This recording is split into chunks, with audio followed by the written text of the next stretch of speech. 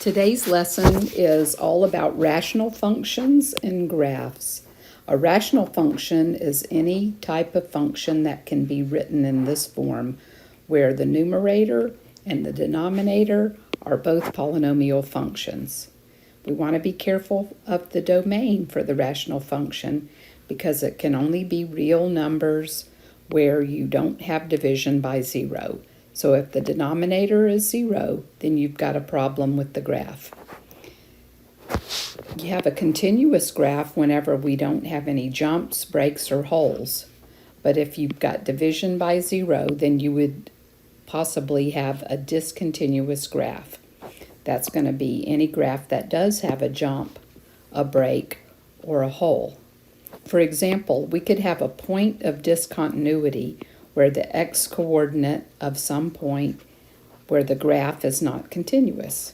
In this first example, x minus 3, we would have a point of discontinuity at x equals 3. And you can see in my sketch over here, x equals 3 is actually an infinite discontinuity.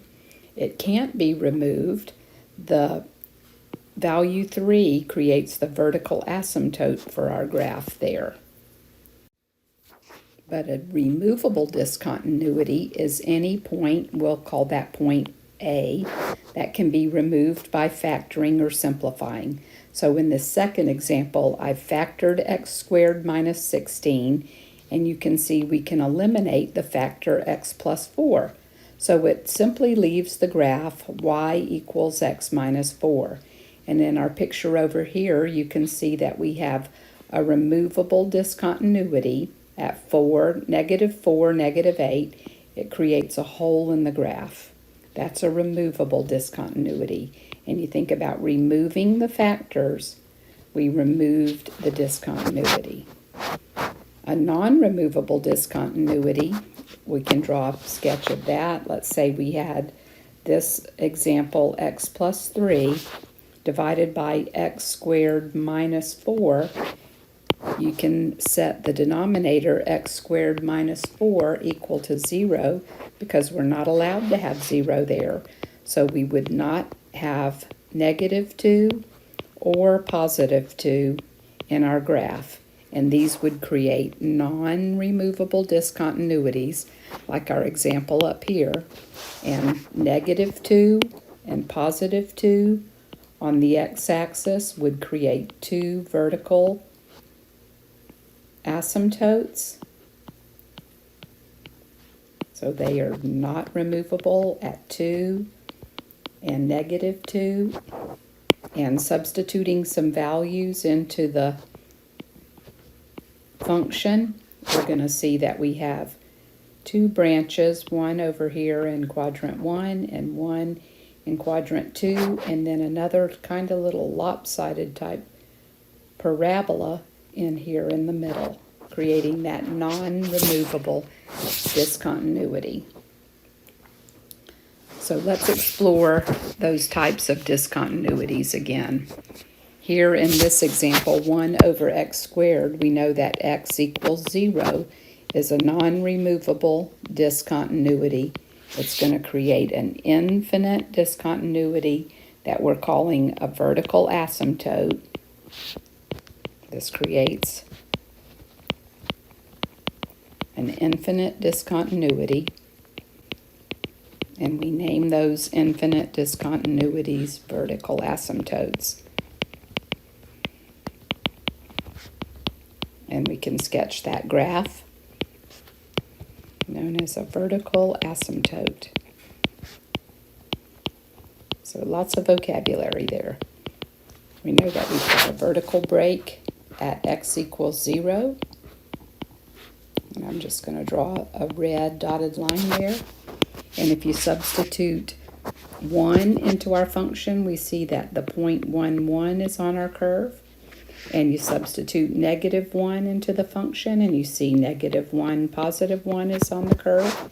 And one way, if you know 2 points on your graph, or you know a point in a section where there's a branch, we also know that y equals 0 is the horizontal asymptote. So you can draw your graph by starting here at positive infinity, staying very close to the vertical asymptote, passing through the point 1, 1, but we can't cross the x-axis, so we're going to curve over toward the right. And the same as with this one. We're going to start close to the horizontal asymptote, and as closer we get to the vertical asymptote, we swoop up. So our branches are in quadrants 1 and 2 on that particular graph. In this next example, you can see we can remove the factor x minus 2. That's telling us at x equals 2, when x equals 2. If you plug a 2 in up here, we see that y is 3. So the 2, 3 ordered pair creates a hole in the graph, and we're going to simply graph the line y equals x plus 1. So the line y equals x plus 1, when x is 2, y is 3. So we've got a hole in the graph at 2, 3. We call that a point discontinuity. It is removable, and it's a point discontinuity. Just a hole in the graph that occurs at the ordered pair 2, 3. In example 3, we have a vertical asymptote where the denominator is 0. So x equals 2 is going to be a vertical asymptote. And I'm just going to sketch that in here. And then if you notice the powers, the power in the numerator and the power in the denominator are the same. So we're going to consider the coefficients. So 1 divided by 1 means that at y equals 1, we have a horizontal asymptote. And the parent function would have a point or a branch in quadrant 1 and a branch in quadrant 3. So if we substitute x plus 1 equals 0 and solve where the numerator is 0, the numerator is 0 at -1. So -1, 0 is our x-intercept. And then our y-intercept, I like to think about it this way. If you just eliminate all the x's, you can see that at 0, -1/2, we have our y-intercept. So that's a really quick, clever way to find your y-intercept. So 0, -1/2, and there we're staying close to the asymptote and passing through our 2 points, and then again turning down when we get close to our asymptote. Then if you just kind of mentally substitute 3 into your function, you have 4 divided by 1, so 3, 4 is a point on a graph, and we're close to the asymptote and then curving close to the horizontal asymptote. So there you have that graph for our function. Okay, moving to example 2, we want to find any points of discontinuity and determine if they're removable or not removable. We want the domain, and we want to find all the x and the y intercepts. So we're analyzing this function. Here, if we look at the denominator, you cannot have +2 or -2. So those, we would call those non-removable. Since they're vertical asymptotes, they're non-removable. The domain would skip over each of those vertical asymptotes. So from -infinity to -2 would be a part of our graph. -2 to +2 would be part of our domain, and then +2 to infinity. And the x-intercepts, let's see, can we make the numerator 0? No, so we have no x-intercept. And if we block out all the x's, you see that our y-intercept is 0 and -1/4 is our y-intercept. So we've analyzed that graph, that function. In part B, if you notice that our denominator cannot be 0, so that means we have a continuous graph here. It doesn't have any removable or non-removable, and the reason is the denominator can't become 0.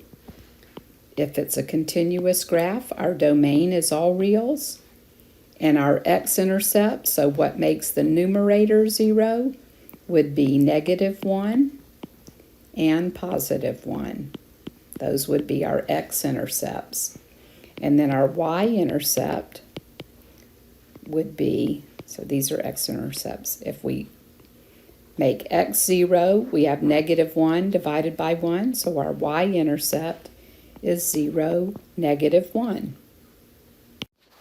Then for part C, that's a little challenging. We need to factor the denominator, and factors of 2 that add up to be 3 would be +2 and +1, and it looks like we have a removable discontinuity. So at x equals -1 is a removable discontinuity. And since we're left with 1 divided by x plus 2, if you substitute -1 into this remaining piece, we see this is where the hole is created. So we've got a hole at -1, +1, and that is a removable discontinuity. But then the remaining part here, we have x plus 2. So when x is -2, it is not removable. It's our vertical asymptote. So a not removable discontinuity there. Then to analyze some more, our domain is going to skip over those values. So starting at -infinity, we can have pieces of the graph between there and -2. And then in between -2 and -1. And then again from -1 to infinity. And then we can't make our numerator become 0, so we have no x-intercept. And if we put a 0 for this x here, our y-intercept is going to be 0, 1/2. So we can analyze rational graphs. For example 3, looking for vertical asymptotes. So our vertical asymptotes come from when the denominator is 0. The denominator is 0 at x equals 1, and the denominator for part A is 0 at x equals -3. Those are the two equations for our vertical asymptote or infinite discontinuity. In part B, we can simplify and eliminate, so we've got a hole at 2, but we're left with 1 divided by x plus 3. And the denominator is where we get our vertical asymptotes. In this graph, we only have a vertical asymptote at x equals -3. And then finally in part C, we can factor our numerator as x plus 1 times x minus 1, since that's the difference of two squares. And the denominator has a common factor of x plus 1. So we're left with a linear graph, y equals x minus 1. That means we have no vertical asymptotes. There's no denominator left. So no breaks in the graph in that case, only a hole in the graph at -1. Before we go to the next example, we need some new information. To be able to find a horizontal asymptote of the graph, you want to compare the degree of the numerator, which we're saying is n, to the degree of the denominator, that's going to be called d. So when the numerator degree is less than the denominator degree, we have y equals 0. So this is the x-axis, is our horizontal asymptote. When the numerator degree is bigger than the denominator degree, There's no horizontal asymptote at all. There could be a slant asymptote. You might be familiar with that from a previous chapter. And then when the numerator and denominator have the same degree, then you notice we compare the ratio of the leading coefficients. So let's take a look at those types of situations. In part A, to name the horizontal asymptote, I'm looking at this part, just the leading highest degree terms. And we see that 8x to the first power and 2x to the second power, they are the same. That's this case, so case 3. We want to compare the coefficients because the numerator power and the denominator power are the same power.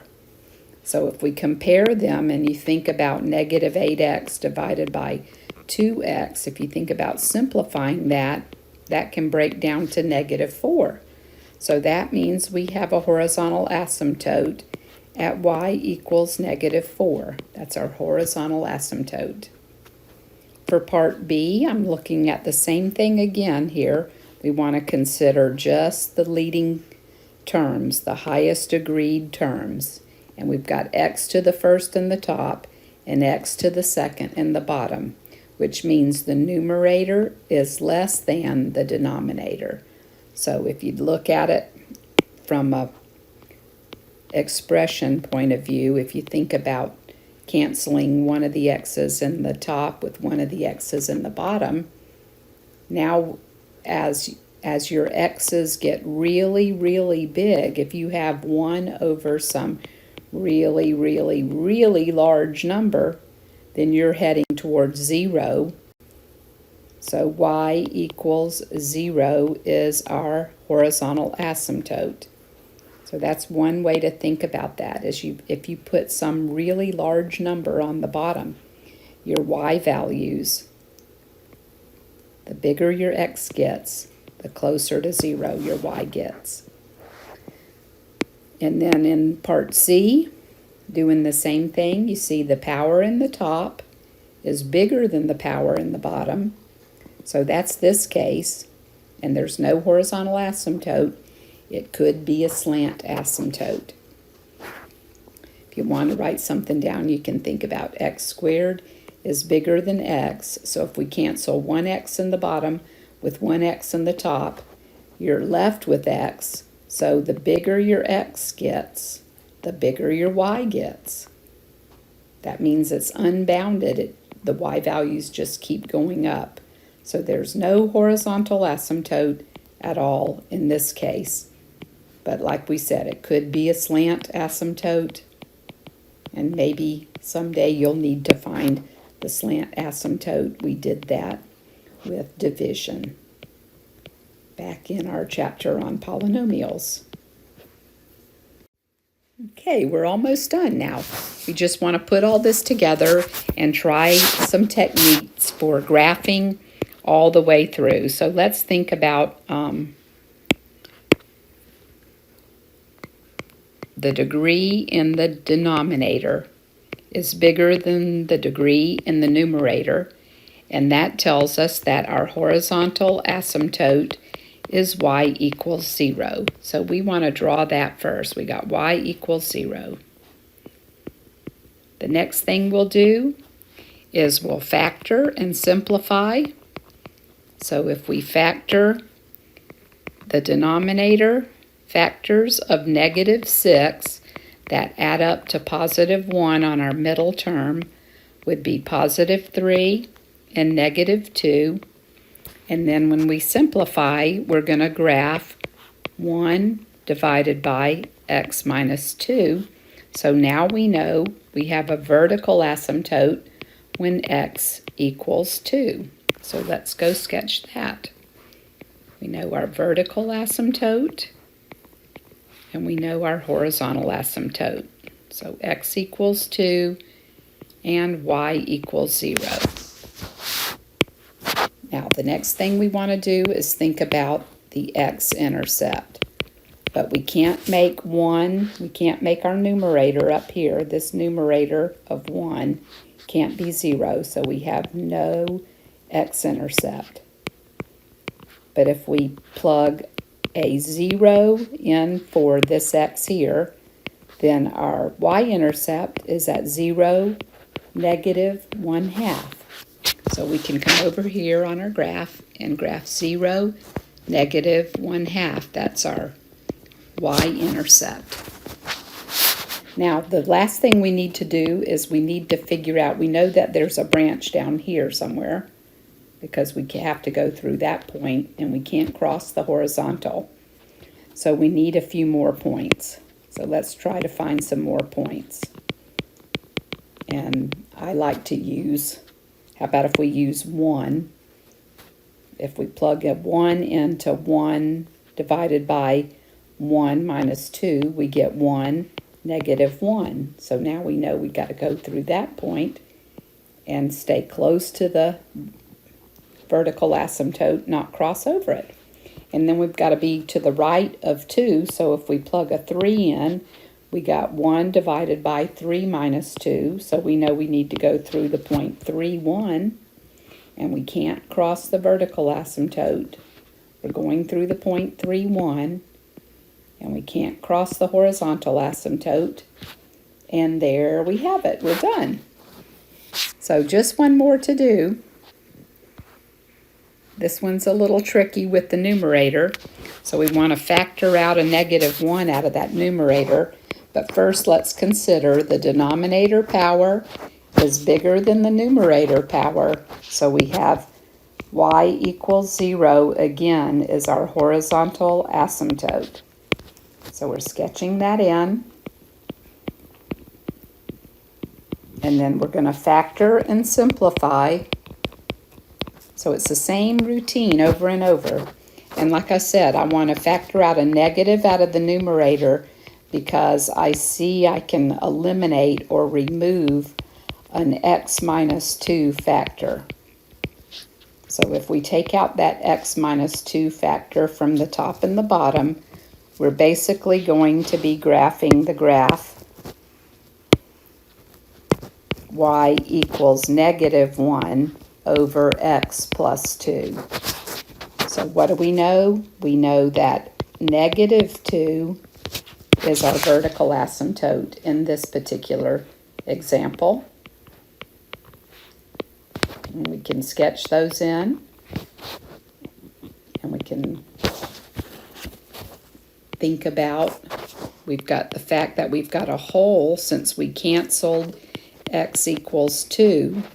So if we put a 2 here, we have a hole at 2 and negative 1/4. So we can come over to our graph and put a hole at 2 and negative 1/4.